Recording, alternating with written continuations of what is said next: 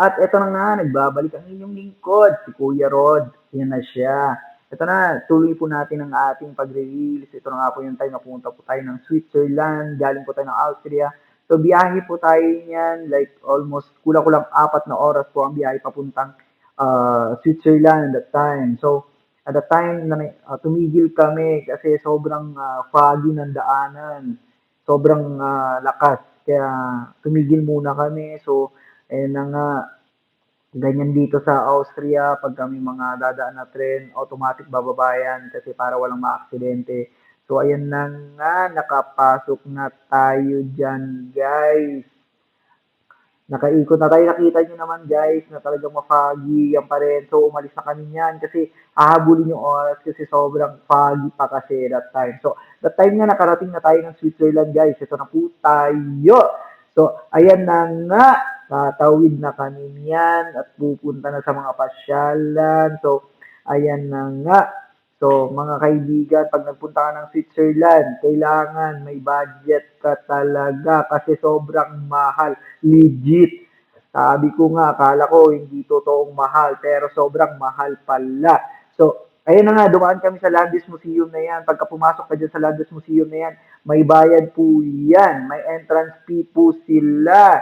Kaya po yun. So, ayan na nga, namasyal ulit. Punta kami sa kabilang area. So, sobrang ganda ng Switzerland, malamig. Sobra talaga. Kaya pag yung mga taong pupunta dyan, enjoy nyo lang. Kasi minsan lang to sa buhay natin, di na to nauulit. Kaya nga naman, nandyan tayo, guys. Kahit ganyan ang buhay, mahirap, pero kailangan natin lumawan. Nga pala guys, yung mga ganyan na kulay blue na yan, mga nakapaski na yan, may kwento yan sa kanila guys. Yan yung sinasabi nila na yung sa pinatayong yan, yun yung kwento niya. So, hindi naman natin naintindihan. So, pero yun lang yung sabi nila, kwento yan sa kanila. So, ayan na nga, umakyat po tayo dyan kasi papasyalin po natin yung sa taas ng area nila kasi makikita mo yung buong places nila that time. So, ayan na nga, umakyat po tayo dyan at ayan na nga, makikita mo ang buong Zurich, Switzerland. Yan yung pinaka-city ng Switzerland po, yung pinuntahan po natin. So, marami silang mga places na magaganda po. Kaya nga po, ayan, nagutom na, kaya nag-McDonald's na kami dyan. So, tinignan namin yung mga presyos, legit talagang mahal.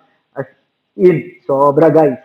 Kaya nga naman, pumasok na, at kumain na sa McDonald's.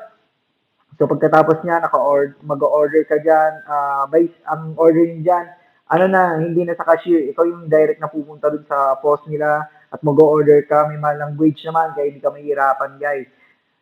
Pili ka na ng order mo, ganun lang kabilis.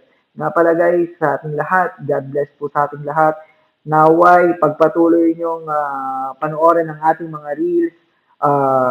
Nandito lang po ako. Bye-bye!